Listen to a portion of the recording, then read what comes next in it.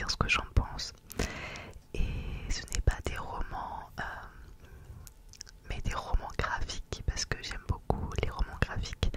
Je les prends essentiellement à la bibliothèque car c'est vrai que c'est un budget, c'est souvent 25 ou 30 euros et on les lit assez rapidement. Alors je dis pas que c'est pas justifié un tel prix parce que le travail de l'illustrateur est franchement sublimé. C'est tout le temps un paquet de livres et des 2 pages et des livres de très belle qualité.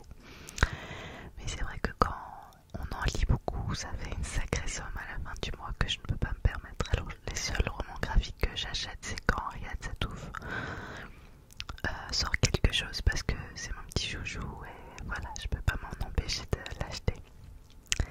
Mais je vais vous montrer tout plein de livres du coup que je l'ai lu récemment et que j'ai aimé ou moins aimé, mais quand même en grande partie aimé. Et je vais vous expliquer tout ça.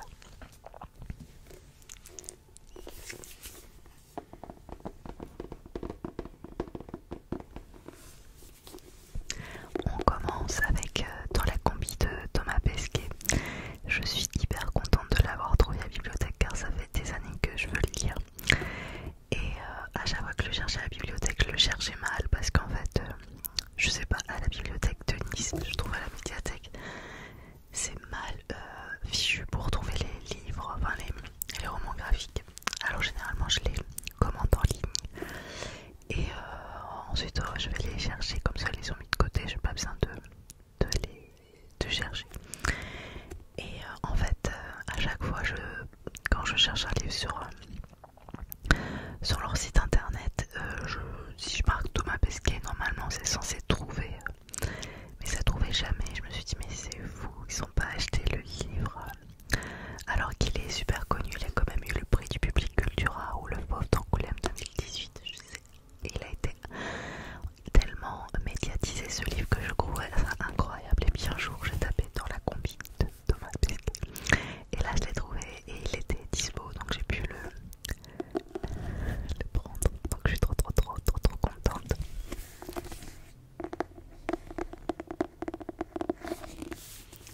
Je vous lis la 4e de couverture. Astronaute. Si ça c'est pas un métier qui est pas de la galerie, que l'on rêve d'en être un ou que l'on fasse une poussée d'eczéma rien qu'en voyant une fusée décoller à la télé, nous aurions tous 1000 questions à poser à un astronaute. Pourquoi lui? Comment se prépare-t-il? A-t-il peur? Qu'en pense sa famille? Pourquoi fait-il ça? En a-t-il l'étoffe? À travers les 7 ans d'entraînement de Thomas Pesquet, venez entrer dans le monde de ces hommes, de ces femmes dont le bureau est une station spatiale. Je vous montre un petit peu l'intérieur.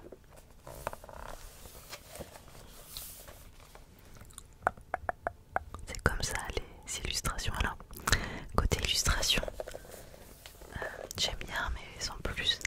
Alors le contenu, les textes sont super, c'est-à-dire que c'est à la fois drôle et très instructif. On apprend plein de choses sur la préparation, sur comment on passe les tests d'ailleurs pour devenir astronaute. Et puis ce qui se passe tout simplement là-haut, comment c'est leur vie. Mais pas que. C'est-à-dire que il y a des choses que j'ai appris qui étaient complètement folles. Il y a un truc qui m'a particulièrement choquée et j'avais envie de vous en parler parce que je trouve ça fou en fait. Qui dit station internationale dit plusieurs pays et en l'occurrence les États-Unis et la Russie. Et imaginez un petit peu, je vais me débarrer, je vais libérer mes mains pour vous montrer. Imaginez 2 parties en fait qui s'accrochent. Comment on fait pour s'accrocher? Généralement on s'emboîte. On va prendre par exemple l'exemple d'une prise, hein. Il y a quelque chose qui rentre et qui s'accroche à l'intérieur et du coup il y a une grosse discussion internationale de qui va s'accrocher à l'autre, c'est-à-dire qui va rentrer dans l'autre.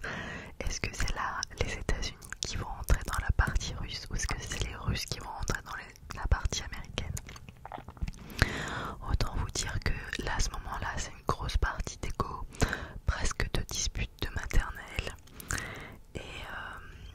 parce que je sais pas, une espèce de truc machiste en se disant je suis supérieur à toi parce que c'est moi qui m'attache à toi.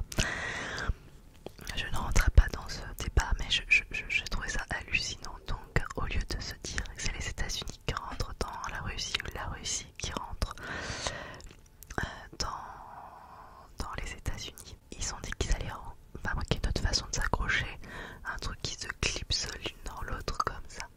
Le problème c'est que le comme ça qu'elle est comme ça existait déjà, et le comme ça il a fallu le concevoir, et ce qui fait que ça a coûté une fortune juste pour des côtés un petit peu d'égo des deux pays.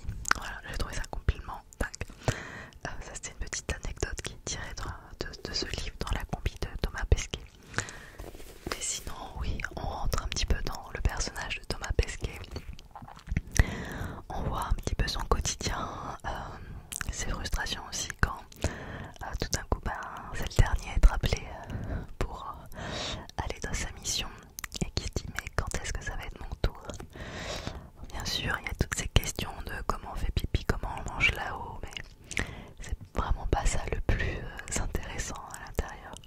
C'est vraiment drôle, c'est vraiment instructif et vraiment je vous le conseille absolument.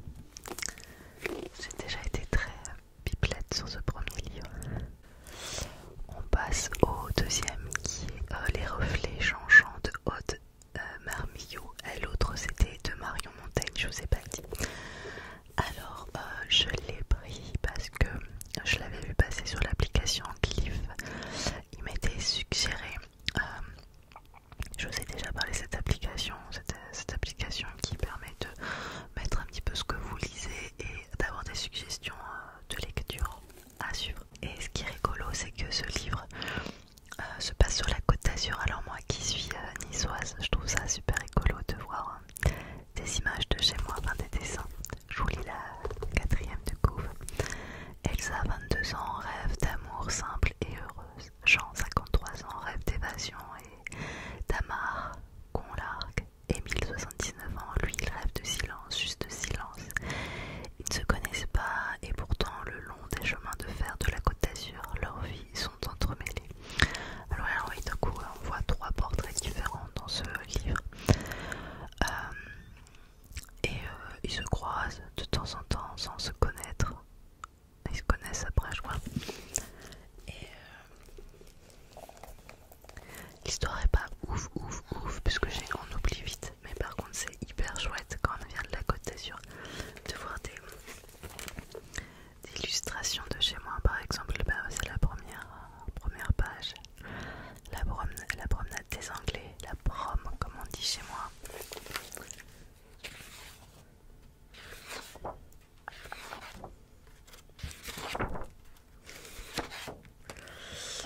Les choses qui se passent dans le Vieux-Nice là par exemple, ça m'a fait rire. Le Waynes, ça c'est un bar hyper connu dans le Vieux-Nice. Les illustrations sont hyper bien faites. C'était un joli moment. Après ce sera pas ma meilleure lecture en roman graphique, mais c'était un joli moment et voilà, en tant qu'azuréenne j'ai trouvé ça génial de pouvoir voir un petit bout de chez moi illustré.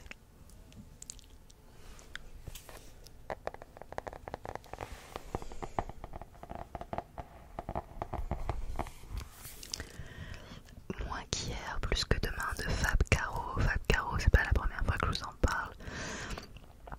Il a écrit des BD, des romans.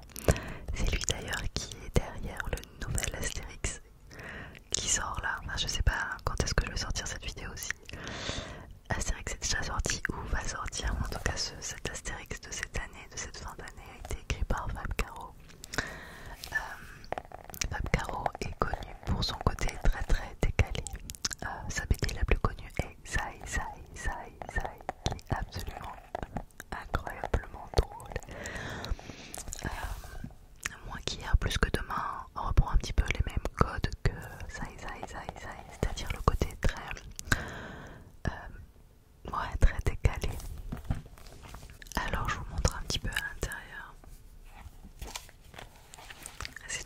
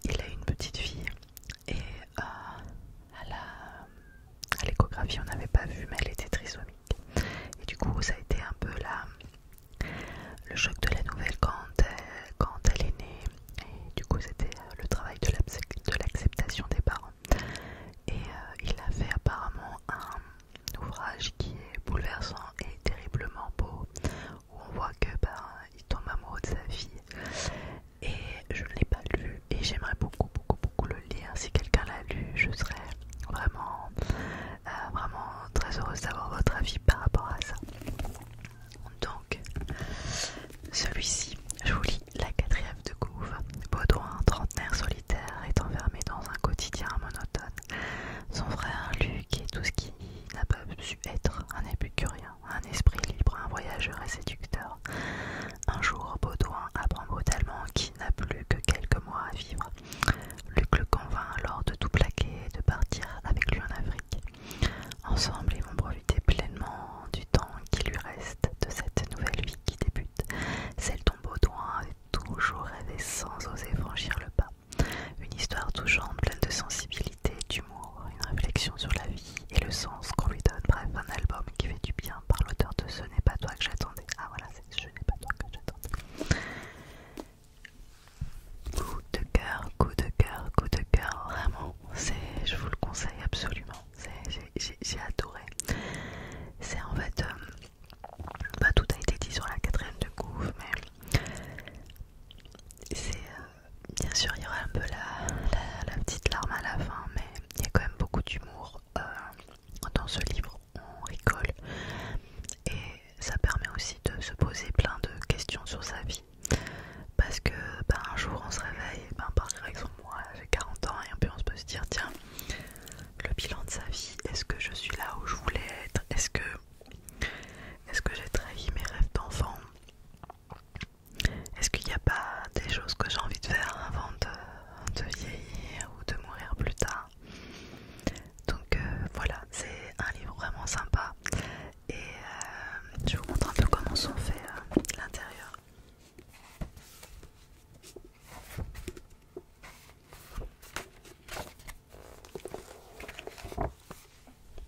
Alors les dessins, on peut dire peut-être que pour certains sont un peu simplistes, mais c'est franchement agréable dans une histoire pareille.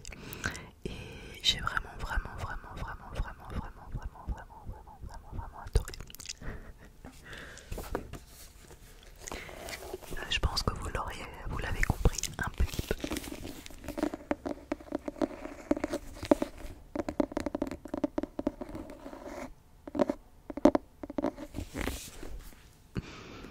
Alors, livre suivant, oui, j'en ai lu un paquet.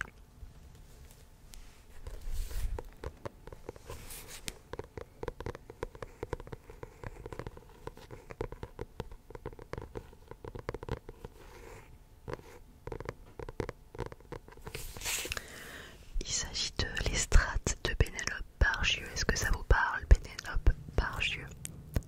C'est tout simplement l'autrice, illustratrice de la BD, enfin les BD culottées, que j'ai lu d'ailleurs cet été, en 2 volumes que j'ai adoré. Alors, culotté avait vraiment fait beaucoup parler.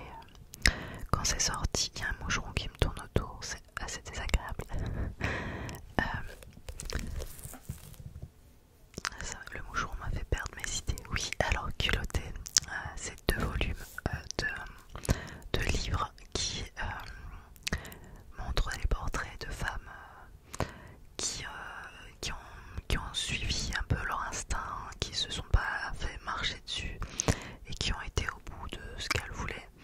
Et c'est des femmes de tout temps, de maintenant, il y a 100 ans ou même 2000 ans. C'est super intéressant, c'est que des portraits de femmes qui ont existé. Et certaines sont encore vivantes, d'autres forcément sont décédées quand je vous parle il y a plusieurs centaines d'années, c'est sûr. Mais c'est super intéressant à lire, en tout cas j'avais adoré. Et donc elle a sorti un autre truc, c'est un carnet, c'est trop bien. Pour faire comme un carnet, il y a même petit élastique. Ou alors c'est parce qu'il se doutait qu'à un moment il y avait quelqu'un qui prendrait pour faire de la ASMR.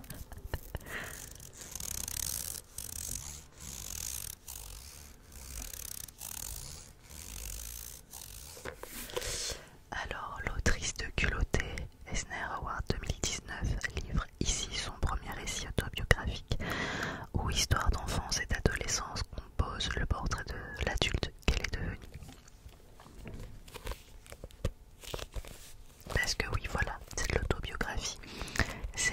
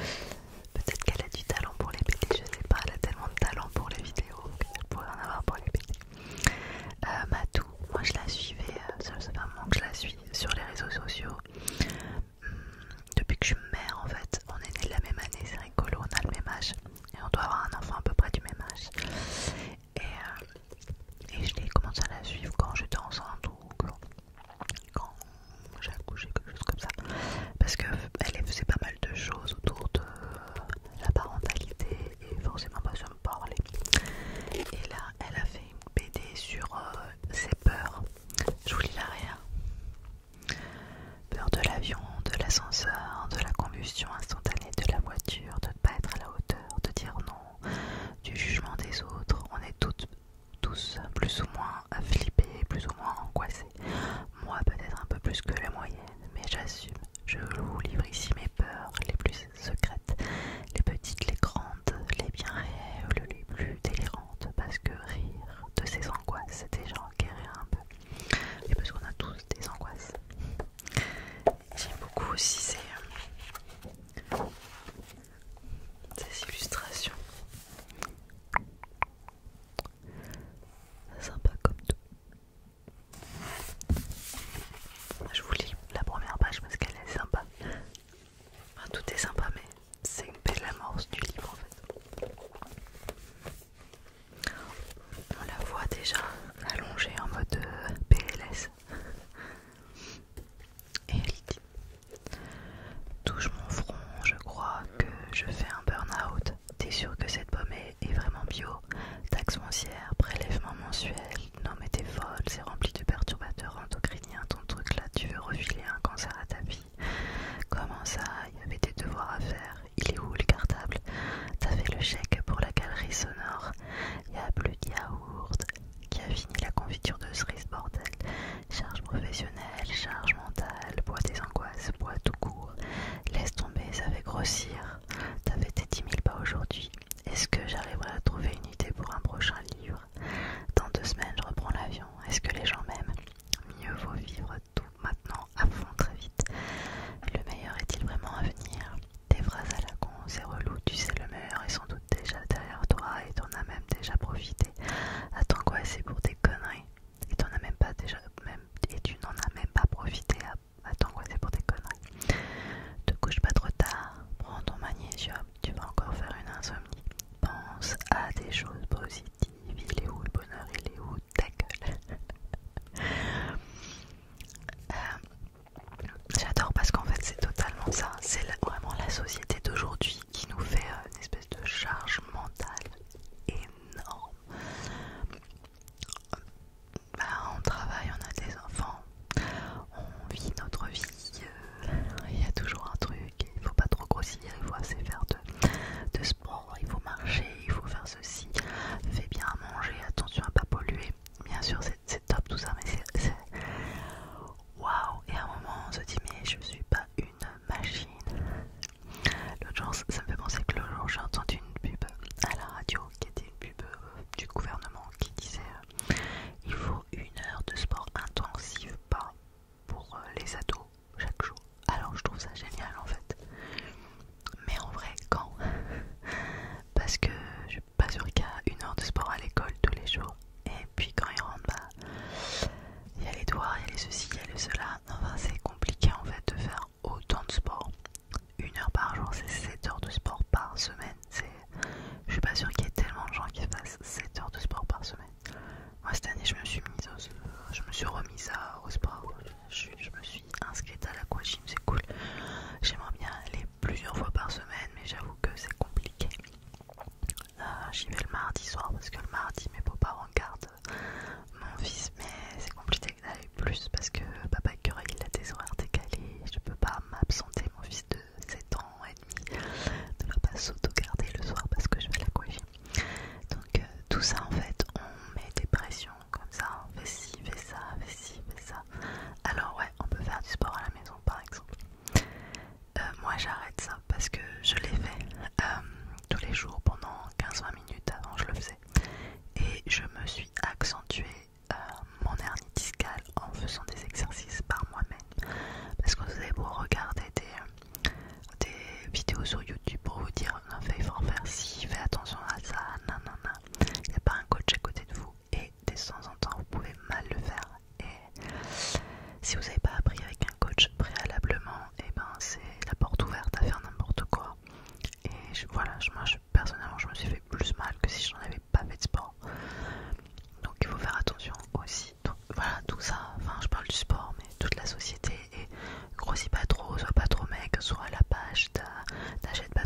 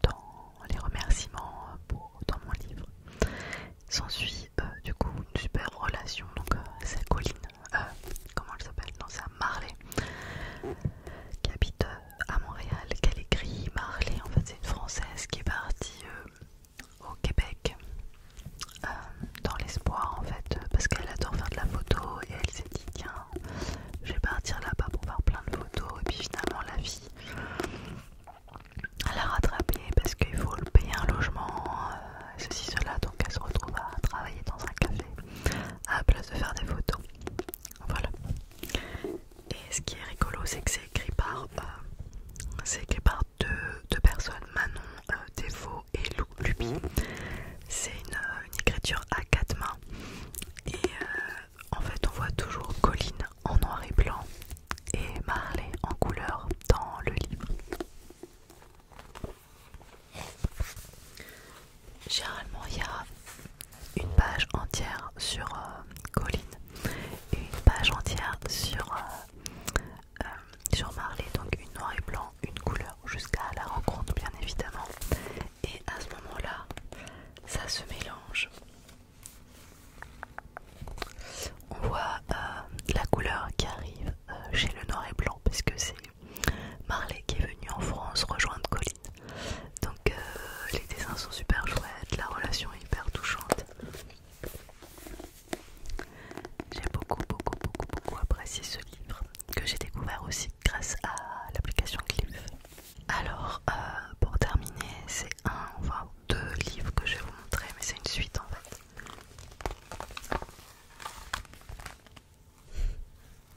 Un Manu. Ça a été écrit par Leila Slimani.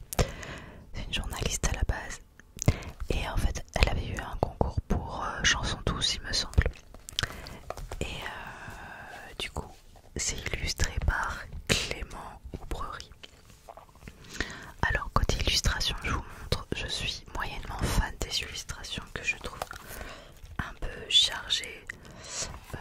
Il y a une sorte d'agressivité dans trop de traits à mon sens, mais et en même temps ce côté un petit peu vieilli va bien aussi avec l'histoire puisque ça ne se passe pas maintenant.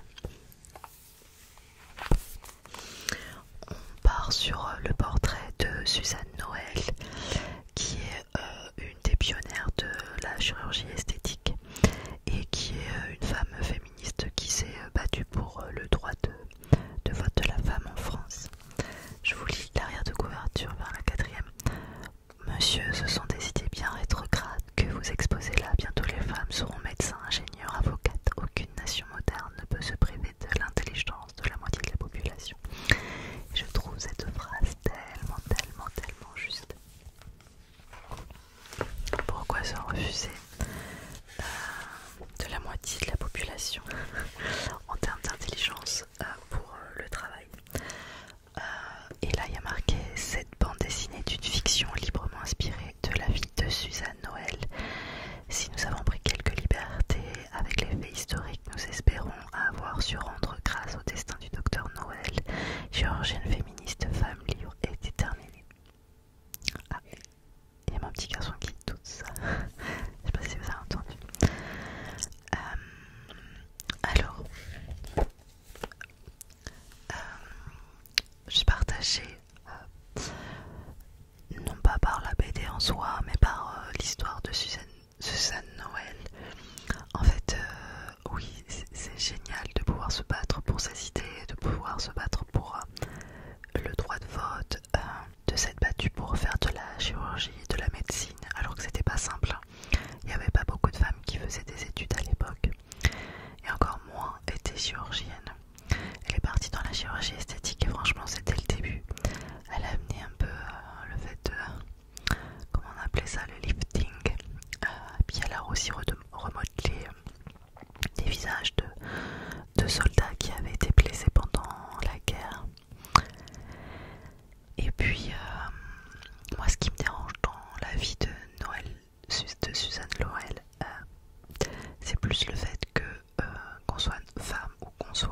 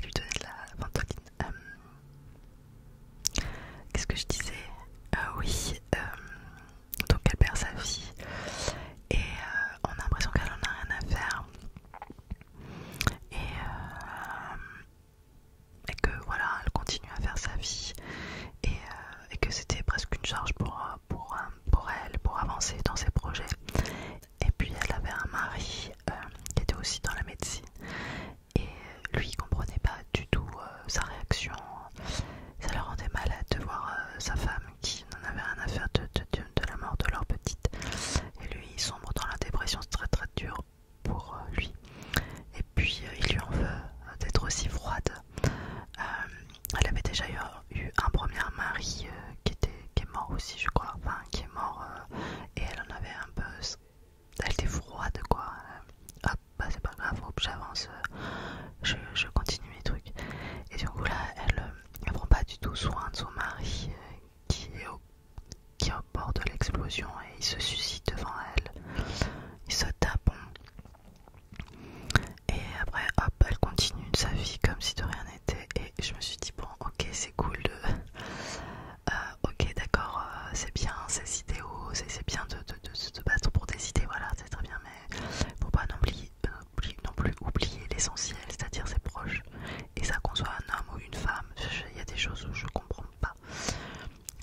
Je vois ma vie personnelle, par exemple, j'étais animatrice radio avant, je vous ai déjà parlé de ça.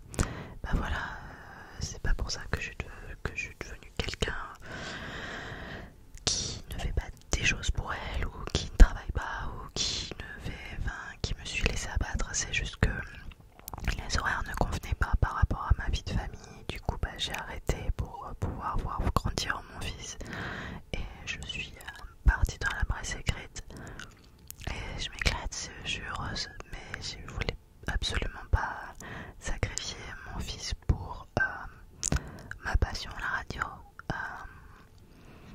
Je sais pas, et du coup je comprends qu'elle soit une battante et qu'elle a plein d'idées dans sa tête, et elle a fait plein de choses sûrement pour qu'on vote, tout ça, mais son côté oublier ses proches, je trouve ça un peu bizarre. Et du coup il y a un volume 2 et derrière il y a écrit: j'ai trop longtemps accepté de vivre, de travailler sous la tutelle de mes maris. À présent j'ai 47 ans et je ne dois plus rien à personne. Ensemble nous allons mener le combat d'une vie, promettre aux femmes d'être indépendantes et fortes. Et ça, merci à elle de s'être battue pour nous, pour le droit de vote et tout. C'est juste que voilà, je la trouve un peu dure avec ses proches. On voit vraiment son mari va pas bien du tout. Bon, et puis elle fait sa vie quoi. Je dis pas, une femme doit être dévouée son homme. Un homme doit être dévoué sa femme de la même manière. C'est qu'on doit faire attention aux personnes. Il n'y a rien à voir avec une question d'identité sexuelle. On doit faire attention aux personnes qui nous entourent, hommes ou femmes.